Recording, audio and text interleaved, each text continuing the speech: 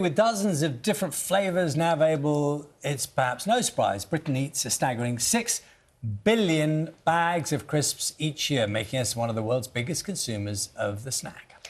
Despite this, some of you may still remember a time when they were only sold unflavoured. We've decided to delve into the archives to see how the exotic new offerings were received in 1981. What do you think those are? But it's very difficult. It's chicken. Never.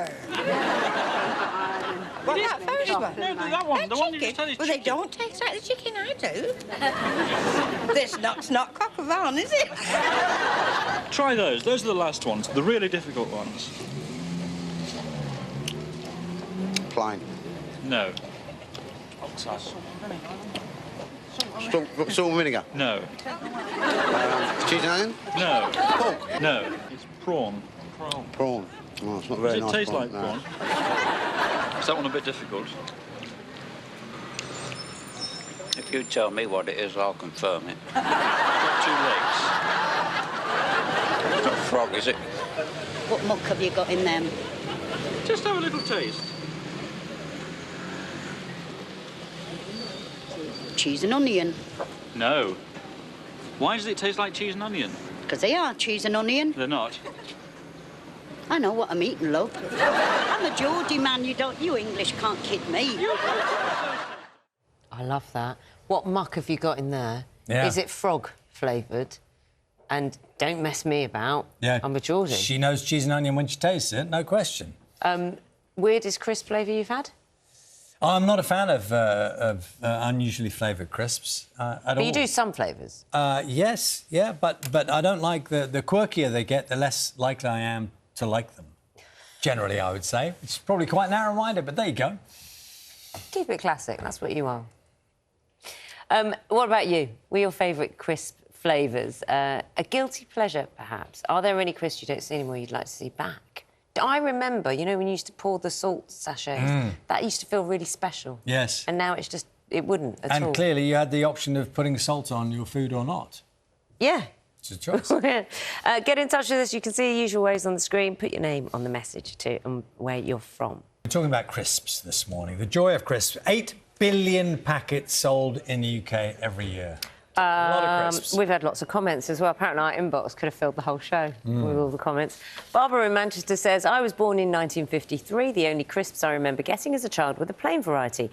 And each packet contained a small blue sachet of salt, which you tipped in and gave the bag a vigorous shake. I remember those. I liked those. They were special. It was like a little bit of theatre as well, wasn't it? It was that there was a bit of business involved in the opening of the packet of crisps. Andy says, OXO flavoured crisps were great. He said, what happened to them? Have they gone? I don't know. They're like beef crisps. Are they? Bob is saying, whatever happened to potato puffs? They still exist. OK, didn't know that. Jefferson says, these are flavours, tomato, Marmite, salt and vinegar, in that order, double exclamation mark. Wrong, all wrong. I've got a joke. Someone sent us a joke. Do you want the joke? A man went into a shop and asked for helicopter-flavoured crisps. The shopkeeper said, we don't have that flavour. The man said, I'd better have plain then. That's Peter Elliott in Bristol. Did you get it? Yeah, I got it. Well done. Yeah. Well done.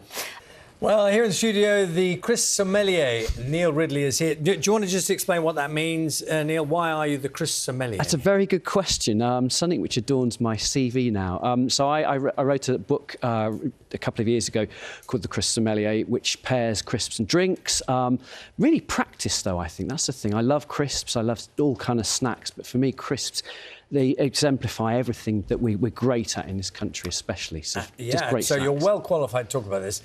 The numbers are staggering about just how many crisps we eat. Oh, completely, yeah. I mean, these days, it's in enormous numbers. If you go back, actually, to the 1950s, we were eating around 10 million bags a week of crisp, different flavours, very simple flavours, but the evolution of that through flavour is quite staggering now.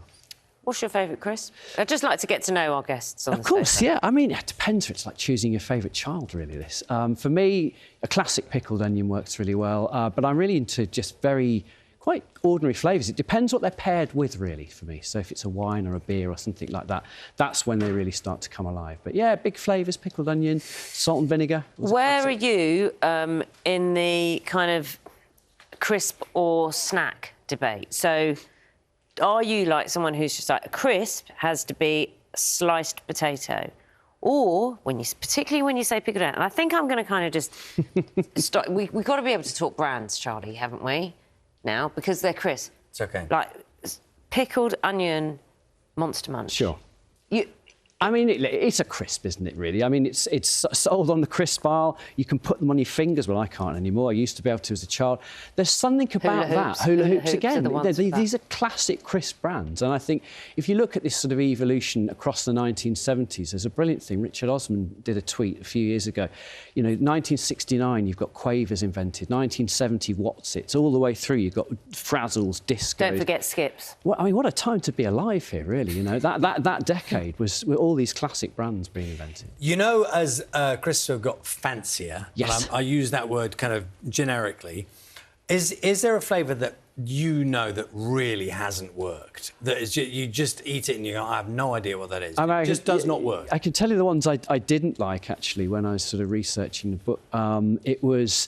I didn't think goat's cheese worked particularly well. Goat's cheese powdery, yeah, it didn't really come together. But if you travel around... Because it didn't taste like goat's cheese? No, exactly. I think it was a completely alien concept to me, that one. But I think if you travel around sort of international supermarkets, you're going to find unusual flavours which are sort of typical of wherever you go. But, have you seen Jenny in High Wycombe's been in touch? And she says, I remember them selling hedgehog crisps. Hedgehog flavour crisps? I think they claimed that they were hedgehog flavour, but probably not made from real hedgehogs.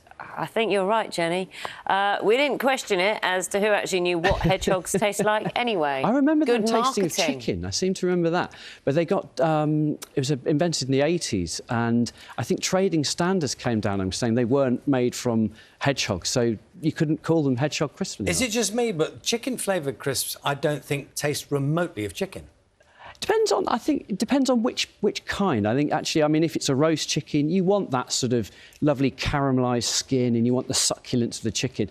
I do like roast chicken, but, yeah, not every now and again, I think you have to find a really good one that works. So. Have you got more comments? Because I love the nostalgia Yeah, about Jeremy's this. got in touch saying, favourite crisps? Marmite flavour. Well, there's a Marmite choice there, indeed. I mean, if it tastes of Marmite, great. That's quite recent? Yeah, that's one of the sort of recent flavours. And again, you've got that sort of evolution. People were around sort of COVID time. They were really travelling via their kitchen cabinets, really. So, you know, if you had an exotic flavour, you didn't necessarily need to travel around. You had all these great different flavours. Alistair's got in touch saying honey and... I'm not even... Sriracha. Sriracha. Oh, sriracha sauce, yeah. They're fabulous. This is nonsense. I love sort of spicy flavours in crisps, particularly. It depends on the vehicle and, again, what you're drinking with it, really. No, look, honey and sriracha, it's ridiculous. But have we gone too far? You know, that's the thing, maybe. There is that. I mean, like, what's wrong? Tracy, guilty pleasure crisp, prawn cocktail. Don't have them very often, I'm the only one who likes them in the family. They don't taste anything like prawn cocktail.